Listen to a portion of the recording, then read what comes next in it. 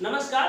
आज हम लोग जिस टॉपिक के बारे में पढ़ेंगे उसका नाम क्या है, रॉलेट एक्ट और जालियांवाला बाग हत्याकांड। ठीक है, ये रॉलेट एक्ट और जालियांवाला बाग हत्याकांड समझिए तो एक दूसरा का पूरक है, या पूरक होने का मतलब कि रॉलेट एक्ट आया उसके बाद जालियांवाला बाग हत्याकांड हुआ। अगर रॉलेट एक्ट नहीं होता तो जालियांवाला बाग हत्याकांड भी नहीं होता। देखिए ये जो टॉपिक है रॉलेट एक्ट और जालियांवाला बाग हत्याकांड, ये 10th बोर्ड और 12th बोर्ड ये दोनों के लिए बहुत इंपॉर्टेंट है। लगभग हर साल ये दोनों टॉपिक में से किसी एक टॉपिक का क्वेश्चन आता ही आता है। ठीक है, तो इसको हम लोग समझेंगे।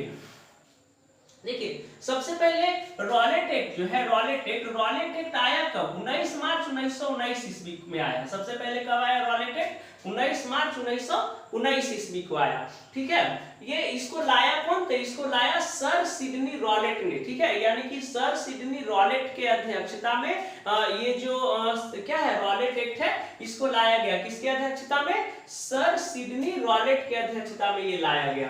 और देखिए इस जब ये कानून आया भारत में तो इस कानून को सबसे पहले गांधी जी ने काला कानून, इस कानून को सबसे पहले गांधी जी ने क्या कहा कि ये देश के लिए काला कानून है। क्या था ये रॉलेट एक्ट को? क्या कहा जाता है?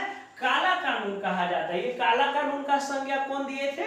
ये दिए थे हमारे गांधी जी ने। ठीक है, आगे ये जो कानून का उद्देश्य क्या था, यानी कि कोई भी जो कानून होता है इसका उद्देश्य कोई ना कोई उद्देश्य होगा तभी तो वो लाया गया है। तो इस कानून का उद्देश्य क्या था? इस कानून का उद्देश्य था भारत में जो क्रांति है, जो स्वाधीनता जो आंदोलन, जो क्रांति है, स्वराज का जो आंदोलन था, आजादी का जो आंदोलन था उसको पूर्ण रूप से दबा देना, कुचल देना था। ठीक है, अब इसके बारे में समझिए कि रॉलेट एक्ट, समझ गए कि रॉलेट एक्ट कब आया? 19 मार्च 1919 ईस्वी में आया। सिडनी रॉलेट लाया। ये जब कानून आया भारत में तो काला कानून, इसको गांधी जी ने काला कानून का संज्ञा दिया और इसका उद्देश्य क्या था? क्रांति को दबाना था। इतना क्लियर हो गया।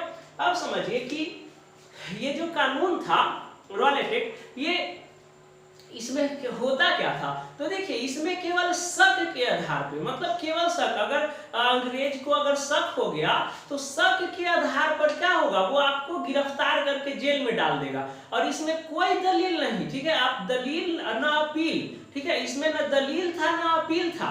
ठीक है, कहने का मतलब कि शक, आपको तो सबसे पहले शक के आधार पर अंग्रेज उठा लिया, अंग्रेज पुलिस उठा लिया और उसके लिए आप दलील नहीं कर सकते हैं कि आप पूछ नहीं सकते कि हमको किस गुनाह के आधार पर आप हमको गिरफ्तार कर रहे हैं, और ना ही आप अपील कर सकते हैं। मतलब आप जेल से बाहर आने के लिए, रिहा होने के लिए आप अपील भी नहीं कर सकते हैं। जैसे हम लोग क्या करते हैं कि अगर निचली अदालत में कोई केस से अगर हम संतुष्ट नहीं, अगर फैसला मेरे विपरीत आया है, माने कि हम जो क्राइम नहीं किए उसके बारे में भी अगर हमको फंसा रहा है तो क्या करते हैं हम लोग? ऊपरी अदालत में जाते हैं ना, हाई कोर्ट में जाते हैं। हाई कोर्ट में भी अगर नहीं हो रहा है तो उसको सुप्रीम कोर्ट में लेके जाते हैं। अगर सुप्रीम कोर्ट में भी फैसला नहीं होता है तो कहाँ पे जाता है? राष्ट्रपति के पास जाता है। तो ये क्या है? अपील करने का अधिकार है। लेकिन इस कानून में, इस कौन कानून में? रॉलेट एक्ट में क्या था कि बिना दलील और बिना अपील है ना किए हुए क्या है आपको गिरफ्तार कर सकता है, केवल शक के आधार पे आपको गिरफ्तार कर लेता। तो ये देखिए सबसे ये जो रॉलेट एक्ट आया 1919 ईस्वी में, तो उसके बाद देखिए अब जालियांवाला बाग हत्याकांड के बारे में समझिए। ये समझ गए रॉलेट एक्ट क्या था, ये क्यों आया था, ये रॉलेट एक्ट में क्या हुआ। ठीक है, ये सब समझ गए। अब आगे हम लोग अगला जो टॉपिक है ये इसको चलते हैं जालियांवाला बाग हत्याकांड। ठीक है, देखिए इसके बाद ये पूरक है। ठीक है, एकदम इसी के कारण ये जालियांवाला बाग हत्याकांड हुआ। देखिए जालियांवाला बाग हत्याकांड 13 अप्रैल 1919 ईस्वी को हुआ। तो ऐसा ही नहीं कि जालियांवाला बाग एकदम अचानक हो गया, हत्याकांड एकदम अचानक हो गया, नहीं। पहले इसको ऐसे समझिए, 1919 ईस्वी में गांधी जी एक रॉलेट सत्याग्रह आंदोलन चलाए। गांधी जी एक कौन आंदोलन चलाए? ये गांधी जी जो है ना बड़ी आंदोलन चलाते थे। कौन? रॉलेट सत्याग्रह आंदोलन चलाए कब? 1919 ईस्वी में। ठीक है, अब देखिए इसी 1919 ईस्वी में ये रॉलेट सत्याग्रह आंदोलन चलाए। अब देखिए 30 मार्च को, ठीक है, 30 मार्च 1919 को एक श्रद्धानंद, स्वामी श्रद्धानंद एक नेता थे, लीडर थे, उसने क्या किया कि कर मत दो आंदोलन का शुरुआत किया। कब? 30 मार्च 1919 19 ईस्वी को, ठीक है। ये कब, इसके बाद रॉलेट एक्ट के आने के बाद ये जो गांधी जी भी ये आंदोलन चलाए, मार्च के बाद ही आंदोलन चलाए। फिर श्रद्धानंद क्या किए, स्वामी श्रद्धानंद की 30 मार्च 1919 ईस्वी को कर मत दो आंदोलन का शुरुआत किया कि हम टैक्स गवर्नमेंट को नहीं देंगे, ठीक है। फिर 6 अप्रैल में क्या हुआ, देशव्यापी गांधी जी क्या बोले कि 6 अप्रैल को पूरे देश में क्या करवा दिए, हड़ताल करवा दिए कि कोई सरकार का काम नहीं करेगा, कोई भी काम नहीं होगा, सब काम ठप हो गया। और जनता जो है रॉलेट एक्ट के विरोध में, ठीक है, आंदोलन करने लगा, ठीक है। तो गांधी जी क्या करवाए, 6 अप्रैल को देशव्यापी हड़ताल करवा दिए। अब देखिए 8 अप्रैल को ये जो देशव्यापी हड़ताल जो गांधी जी करवाए, उसके बाद 8 अप्रैल को गांधी जी को गिरफ्तार कर लिया गया, ठीक है। ये गांधी जी को 8 अप्रैल को क्या कर दिया गया, गिरफ्तार कर लिया गया। तो देखिए 6 अप्रैल ये हड़ताल करवाए और 8 अप्रैल को इनको क्या कर लिया गया, गिरफ्तार कर लिया गया। अब देखिए ये जो आंदोलन था किसके विरुद्ध, रॉलेट एक्ट के विरुद्ध। रॉलेट एक्ट के जो विरुद्ध जो आंदोलन था, उसका प्रमुख जो केंद्र था ना, वो कहाँ था, पंजाब था। प्रमुख केंद्र कहाँ था, पंजाब था। किसका, रॉलेट एक्ट का। रॉलेट एक्ट का जो आंदोलन का जो केंद्र था, इसके विरुद्ध में जो आंदोलन हो रहे थे, इसका मुख्य जो केंद्र है पंजाब था। देखिए पंजाब हमेशा से ही आंदोलन का मुख्य केंद्र रहा है जी। अभी देखिए आप लोग किसान आंदोलन का भी मुख्य केंद्र कहाँ है, पंजाब है। चलिए आगे।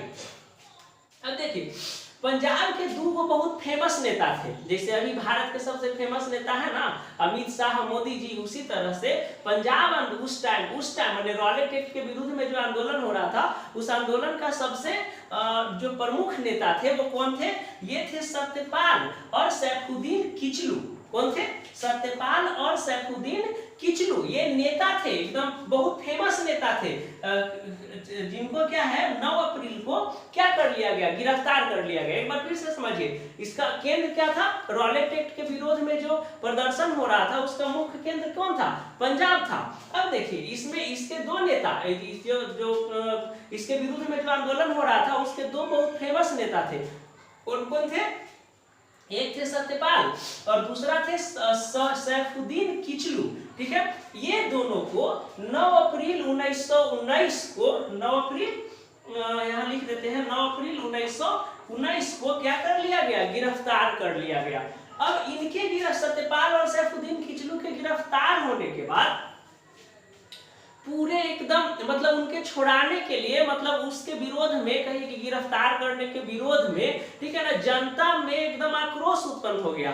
तो यही लोग 13 अप्रैल 1919 को जालियांवाला बाग जो अमृतसर में है, ये जो जालियांवाला बाग कहाँ है, ये है अमृतसर में, अमृतसर पंजाब में, ठीक है ना, सॉरी अमृतसर में है, ठीक है। तो जालियांवाला बाग में क्या है, लोग इकट्ठा हुए, ठीक है, मीटिंग करने के लिए, ठीक है, कि आगे का प्रोग्राम कैसे होगा, आगे किस तरह से आंदोलन को चलाना है, इसके लिए जालियांवाला बाग में लोग, जालियांवाला बाग जो अमृतसर में है, वहां इकट्ठा हुए। अब देखिए उस टाइम पंजाब का जो गवर्नर था, उस टाइम पंजाब का जो गवर्नर था वो डायर था। कौन था उस टाइम पर, इसको देखिए, इसको स्क्रीनशॉट ले लीजिए, ठीक है, हम आगे बता रहे हैं।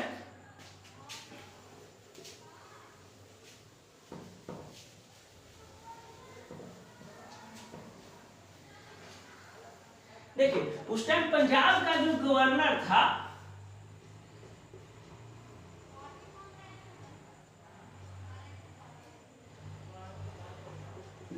था वो कौन था, वो डायर था। और सेनापति कौन था, सेनापति जो था, सेनापति जनरल डायर था। देखिए तो वो डायर एक आदेश जारी करवा दिया कि जो वहां मीटिंग जो हो रहा है, वहां जो लोग हैं उस पे फायरिंग करवाने का आदेश दे दिया। कौन, वो डायर। तो क्या था, जो जनरल डायर तो सेनापति था, कि क्या किया ना कि जालियांवाला बाग के चारों ओर क्या था, ऊंचा ऊंचा दीवार था, चारों तरफ दीवार में क्या हो गया, चारों तरफ दीवार पे क्या है, सैनिक चढ़ गया और एकदम अंधाधुंध, एकदम ढाई ढाई ढाई ढाई ढाई एकदम एकदम अंधाधुंध, एकदम धुआं धुआं कर दिया जी एकदम गोली से, ठीक है ना। जेकरा में अप्रोक्सीमेटली 1600 लोग मारे गए, 1600 लोग मारे गए। ये भारत का ऑफिशियल स्टेटमेंट है, ठीक है ना, कि लगभग 1600 लोग मारे गए इसमें और अनेकों मतलब हजारों हजार लोग घायल हो गए। अब समझिए 1600 लोग जब मर गए तो घायल कितना हुए होंगे, बहुते लोग घायल हो गए, मतलब 4000 5000 जो है उतना तो नहीं हो सकता है, लेकिन 1600 जब लोग मरे तो कम से कम 1000 से ज्यादा ही घायल हुए होंगे, ठीक है। तो ये हुआ।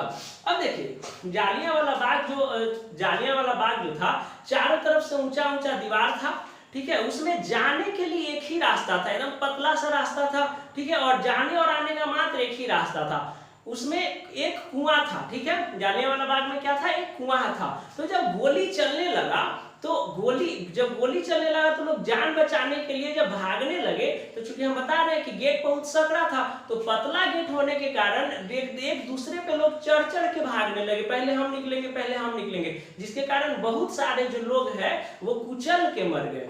फिर उसमें जो कुआं था तो बहुत सारे लोग जान बचाने के लिए कुआं में भी कूदे, तो देखा इसकी जान बचाने के लिए बहुत सारे लोग कुआं में भी कूदने लगे, जिसके कारण एक पेड़ के ऊपर एक कूदने पर बहुत सारे लोगों की क्या हो गया, मौत हो गया। ये जो जालियांवाला बाग हत्याकांड था, इसको भारतीय इतिहास का काला दिन कहा जाता है। क्या कहा जाता है, भारतीय इतिहास का काला दिन कहा जाता है, ठीक है। अब देखिए ये जो है जालियांवाला बाग हत्याकांड के बाद जो है क्या हुआ कि जो गांधी जी थे वो कोई हिंद जैसे हिंद या कुछ हिंद का उनका उपाधि था, वो क्या कर दिए, त्याग दिए। फिर ये जो है रविंद्रनाथ टैगोर जो है वो अपने नाइटहुड की जो उपाधि है वो त्याग दिए, ठीक है। इस जो जालियांवाला बाग हत्याकांड जब हुआ तो इसके लिए क्या है, एक कमीशन बैठाया गया जिसका नाम था क्या, हंटर कमीशन। ये सब एकदम याद रखिए, ये सब बहुत इंपॉर्टेंट है ऑब्जेक्टिव के लिए, ठीक है ना। कौन सा कमीशन बैठाया गया, हंटर कमीशन। हंटर कमीशन में 3 लोग भारत के थे, इंडियन थे, ठीक है, और 5 लोग क्या थे, ब्रिटिश थे, क्या थे, ब्रिटिश थे। 5 लोग ब्रिटिश थे और 3 लोग इंडियन थे। तो इसमें हंटर कमीशन में क्या है, हंटर कमीशन जो था उसमें ओ डायर को, ये देखिए ये हरामी ओ डायर, ठीक है, एकदम निहत्थे बूढ़ा बुजुर्ग महिला बच्चा सब पे एकदम धुआंधार गोली चलवा दिया जी, ठीक है। ये कौन, ओ डायर। तो ओ डायर को हंटर कमीशन बना तो इंग्लैंड में उसको एगो तलवार दिया गया उसके सम्मान में कि तुम बहुत बढ़िया काम किया, अरे गधाई बहुत बढ़िया काम किया, ठीक है, आज आके लड़ो ना, तुमको बताता है भारत की कितना बहुत बढ़िया काम किया, अभी औकात है तो आप भारत से उझराओ किसी चीज में, ठीक है। तो ये जो हंटर कमीशन था, एकरा में 3 गो इंडियन और 5 गो क्या था, ब्रिटिश था। इसमें ओ डायर को क्या दिया गया, सम्मान के रूप में तलवार दिया गया। और हंटर कमीशन यानी कि जो ब्रिटिश का ऑफिशियल अनाउंसमेंट क्या था कि इसमें 1600 लोग नहीं मारे गए, कितना मारे गए, मात्र कितना मारे गए, 379 लोग मारे गए, ठीक है ना, लोग मारे गए। ये किसका कहना था, हंटर आयोग का कहना था कि 1600 नहीं, मात्र 379 लोग मारे गए, 379 लोग मारे गए, ठीक है, यानी कि 4 गुना कम करके दिखाया है जी, ठीक है। तो ये आपका हो गया रॉलेट एक्ट और जालियांवाला बाग। उम्मीद करते हैं आप इसको एकदम बहुत बढ़िया से समझ लिए होंगे, ठीक है। अगर इसमें कोई टॉपिक है तो आप लोग कमेंट्स में पूछ सकते हैं, ठीक है। जय हिंद।